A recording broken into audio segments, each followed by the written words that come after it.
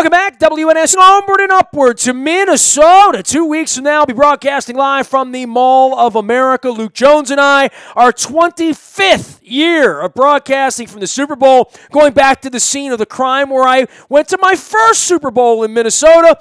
And this weekend, they are hosting an NFC Championship game 88 miles from here up in Philadelphia. This guy's excited about it. He covers the Philadelphia Eagles as their reporter at NJ.com. I know him from his radio career as well up there in Philly. Part of the resistance, which means he's on the right side, which is the left side, and certainly on the left side of the Bank of Philadelphia right now, getting ready for an Eagles NFC Championship game. We welcome Matt Lombardo back onto the program. You can follow his journey on Twitter at Matt Lombardo, PHL. First thing I'm going to say, Matt, is I'm not rooting against the Eagles like I, usually do, or against the fans or the ignorant people that I've met over there over the course of time. I'm rooting for Jim Schwartz, for Joe Douglas, for Andy Weidel, for Corey Graham, for Donnell Ellerbe, for Timmy Jernigan, anybody else I've forgotten, including you and the long-suffering Eagles media that deserve to be in Minnesota having a little bit of fun. But I tell you what, watching the Vikings win and that kind of party up there wouldn't be bad either. So either way, I'm going to hate on the Patriots and love the NFC this week, Matt. Yeah, Nestor, of all the years that the Eagles could potentially go to a Super Bowl, of all the pilgrimages that Eagles fans could make, with this only being their second Super Bowl appearance of the last 20 years, it has to be in sub-zero terrain in Minnesota. Feels somewhat Philadelphian for that to be the case. I'm with you. I think it would be a heck of a party. The Green Legion taking over Minnesota, the land of 10,000 lakes and the Mall of America and all of those fun things. But it's a tough draw for the Eagles. It's a tough matchup in a lot of ways, and I'm looking forward to a really exciting game on Sunday afternoon. So I told my wife, and I have great friends with the Vikings organization too. I know Mike Zimmer well through Marvin Lewis, and some friends in that organization. I got long-suffering Vikings fans as well. I was going to come up to the game, and I said to my wife, first off, it's a 14-hour day, and the investment of going up, driving, and not being able to watch the game with my wife and whatever. And I thought, if I go up there and the Eagles win, they're going to burn the city down. And then I thought, but if the Eagles lose, they're going to burn the city down. Look, I don't think there's a level of expectation that I think people are hopeful about Nick Foles, but also very realistic that this is a real defense, a real team coming in. Case Keenum's an improved quarterback, and Vegas has them as an underdog. Hey, Peterson's really eating off this underdog thing, though, right?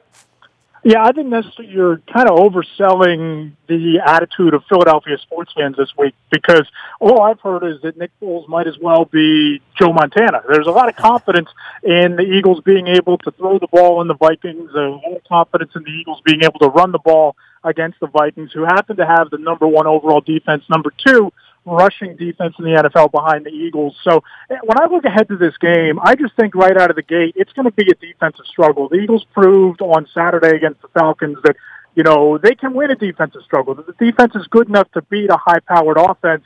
I would not have been as confident in the Eagles in this game if they had gotten the New Orleans Saints and Drew Brees, and would have probably got a little bit of a track meet. But Nick Foles has shown a couple of times throughout his career, and certainly last week against Atlanta, he can do enough to win a game 12-10. He can do enough to manage a football game and let the defense do the rest of the work. And this Eagles defense showed you with that fourth down stand down there along the goal line in the fourth quarter against the Falcons.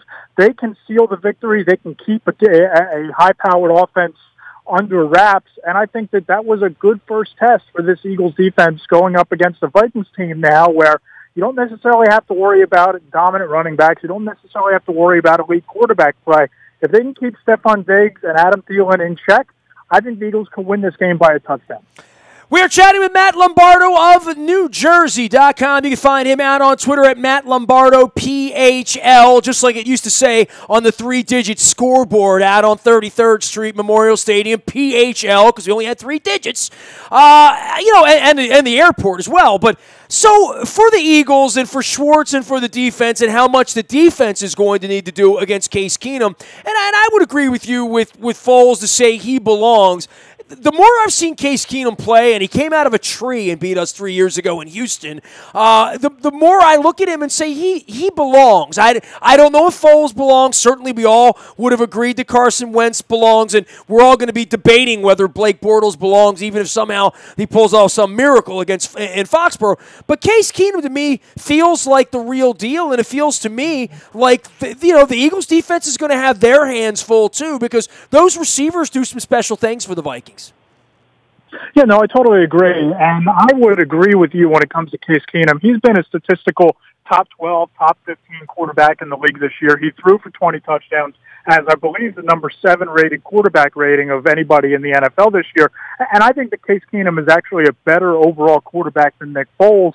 But I also think that what Nick Foles does potentially a little bit better than Keenum is he protects the football. He doesn't throw a lot of interceptions. He doesn't put the ball in harm's way. And this is an Eagles team that finished the regular season with a +7 turnover ratio. You saw them get 3 sacks against Matt Ryan, only allowed 1 touchdown to the Falcons last week, even though they had Julio Jones and Mohamed Sanu and Devonta Freeman and Tevin Coleman and on and on and on. I think that the Falcons had more weapons than the Vikings do, but, it's going to come down to keeping Stephon Diggs in front of them. And they did a nice job against Sanu last week. Ronald Darby told me that he believes he's the fastest cornerback in the NFL, so you have speed on speed there. And then Thielen against someone like Jalen Mills or Patrick Robinson, who's been one of the top slot cornerbacks in the NFL, you have to kind of like the Eagles' defense in that matchup. So as long as Nick Foles continues to be an efficient game manager, as long as the Eagles can find a way to run the ball against the Vikings, then I think that they have a chance in this game. But if Minnesota puts 8 or 9 in the box, takes away the running game,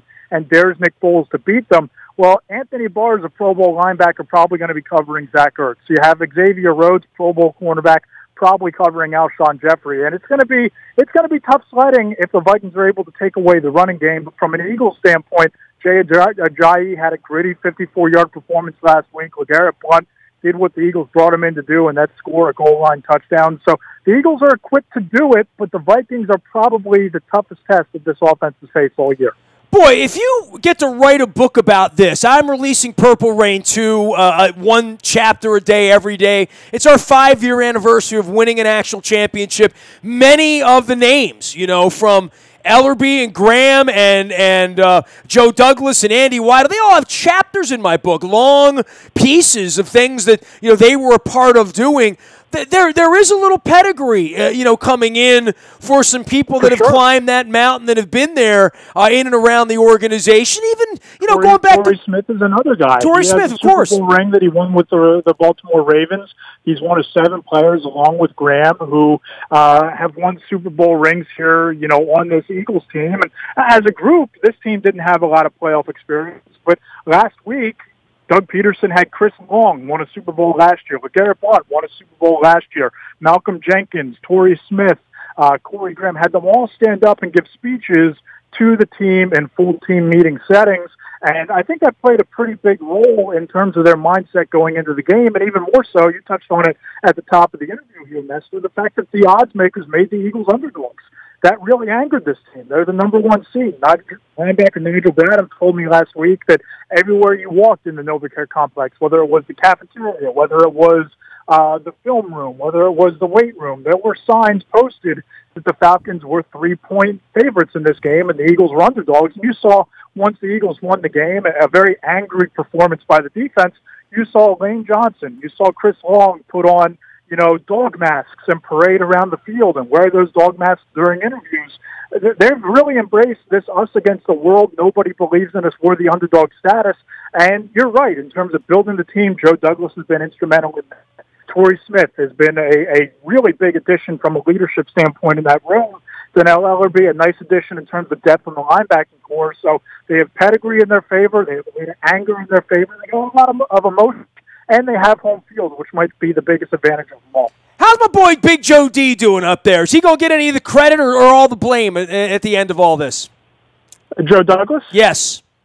Yeah, I think that Joe Douglas, obviously he's been a little bit of a cult hero here in Philadelphia because Howie Roseman was the favorite whipping boy of the city of brotherly love for so long, but you just look at some of the moves, instrumental in bringing in Alshon Jeffrey because of their past connection together, trading swapping third-round picks, basically getting a gift basket that is Tim Jernigan on draft night, bringing in Torrey Smith right after he was released by the Niners. These are integral moves, and what they've done in terms of even drafting Sidney Jones in the second round of last year's draft, despite his Achilles injury, these are all moves that have significantly upgraded the talent on this roster from top to bottom. Not only does Joe Douglas deserve a lot of credit, but I think that based on what he was able to do in this offseason, he's a pretty instrumental component as to why I think Howie Roseman should actually be in the running and probably the favorite for Executive of the Year. My boy Jimmy Schwartz, my old school, the pride of Arbutus, as we like to say, in Mount St. Joe. I don't know that he's going to, get a job at the end of this. Maybe. The Tennessee job popped open again. I know that would be a place for him. But certainly, the glory of running a defense back to a Super Bowl to finish what couldn't be done back in his Tennessee Titans era, I know he's very motivated to do that as well. And certainly, to your point, a lot of talent on that defense up there. He took that job, and some would say, well, why did he want that gig coming back after the Buffalo thing and all that? But I tell you what, they're 60 minutes away, and it's his side of the ball, and I think a lot of the glory would go that direction if this defense can play like that and get them to a Super Bowl next week. Yeah, Nestor, you just look at the secondary. You're talking about Jalen Mills, a seventh-round pick a year ago who struggled mightily at times. Patrick Robinson, a veteran cast-off. Rasul Douglas, who was a third-round pick. They trade for Ronald Darby, which helps a little bit there. But they've played above expectations the entire year. They kept Julio Jones out of the end zone last week, kept Mohamed Sanu under wraps. They've been one of the catalysts for this defense when everybody talked about going into this season that the Eagles' biggest need was defensive back play and secondary help. So you got to tip your hat to Jim Schwartz for that. There's an attitude that's been instilled in this defense over the past season and a half. You have to tip your hat to Jim Schwartz on that there.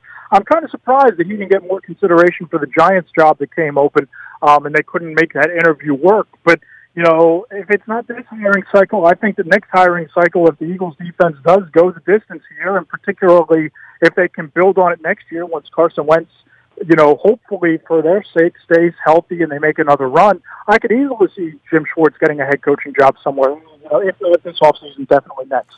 You expect them to win this week, Matt Lombardo? I have a real hard time, Nestor, with the adjective expect. But I think they win the game. I think that they do just enough, particularly on defense, and force a timely turnover off Case Keenum. I think that they, grit it out on offense. I could see them easily winning a game, even if they don't score a touchdown, something like 12-10 over the Vikings, because I just don't trust Case Keenum in a big spot like this. I thought that if it wasn't for that Stephon Diggs miracle touchdown at the end of the game, we're looking at him a lot differently and his finish of the season a lot differently. And I think that playing outdoors on the road with everything that's on the line, I just don't know that the Vikings are built to travel. So I like the Eagles. I like them ugly. I like a low-scoring game, a defensive struggle. I think the Eagles win 12-10, and you and I go on the Super Bowl party circuit in Minneapolis in 2 weeks. Well, I'll be on the Minneapolis Super Bowl party circuit, and again, I have so many friends up there, and I've hated everything about Philadelphia sports teams for a long period of time now. So I am very conflicted, and either way, I've just decided I'm going to go to Minnesota and have fun. And if it's Vikings, I'm all Vikings. If it's Eagles, I'll root for the Eagles. I have too many friends there, and I have no use for Jacksonville and or New England, nor would I've had any use for Pittsburgh. So I've been on the NFC train here ever since 4th and 12 went over our heads, Matt. Yeah, there you go. And a few of the Eagles, they came out yesterday that they'll be practicing at the University of Minnesota. So they would be getting improved facilities, a nice stadium to practice in. So it would work out pretty well if it winds up being the Eagles. They'd be dealing with some pretty fine accommodations out there in Minnesota. Bring me a pretzel and a cheesesteak, please, if that is the case. And if not, I feel bad about not coming up with the championship game this weekend. But, again, I'm just going to abstain and sit in the warmth of the comfort of the condo where the beer is cheap. And maybe I'll make some cheesesteaks in your honor up there and root the Eagles on. How about that? There you go. Cheesesteaks and maybe for dinner a celebratory crab cake or two. Fly, Eagles, fly. One of the worst songs I've ever heard, Matt. It's awful. You and me both, my friend. You and me both. Enjoy your tasty cakes. We'll see you in Minnesota, my friend. Thanks for having me on, Nestor. You got it. Matt Lombardo, one of my favorites from NJ.com. That's NewJersey.com. Covering the Philadelphia Eagles up there. He did a long stint in radio with our friends up there at the Fanatic as well. So good to have Matt on. He's in that Eagles locker room where, my God, Torrey Smith, let's see, Ellerby, Graham, Jernigan, Schwartz, Douglas, Weidel, and I probably left somebody else out because I've done that 3 times this week already. But good luck to the Eagles. I don't say that often around here. What can I say? Friendships, blood's thicker than water, especially with the Schwartz family. The BuyAToyota.com audio vault is there for you 24 hours a day from anywhere in the world on your mobile device by downloading the TuneIn Radio app. We do come in crystal clear from wherever you happen to be. The morning newspaper ships to your email inbox at 7 a.m. with the aforementioned Purple Rain 2 chapters, a chapter a day every day. We've done Ray Lewis, O.J. Brigance, Ed Reed, Joe Flacco, Joe Douglas, a big part of that for Eagles fans out there, and the drafting of Joe Flacco as well as, I guess, the maturation of Carson Wentz up in Philadelphia. So go check that out. It's all brought to you by Planet Fitness and PlanetFitness.com, where it's still $10 a month to get in the best shape of your life. There's a Planet Fitness right around the corner from you. They present our WNST morning newspaper. Nasty at WNST.net finds me. I'm on Facebook, Twitter, LinkedIn, Snapchat, Instagram, streaming live on our Facebook as well as our YouTube WNSTV channel. If the Orioles deal Manny Machado or anything weird happens with the Ravens or when Ray Lewis gets voted into the Hall of Fame, you'll get it first on the WNST text service. That's all brought to you by Coons Ford of Security Boulevard. And, of course, Dennis Kolatzos will be here on Thursday from 3 until 5, driving you home. It is the SSV on WNST, the Sunday Sports Voice, now heard on Thursdays from 3 until 5. I am Nestor. We are WNST.net, AM 1570, and WNST Towson, Baltimore, and we never stop talking Baltimore sports.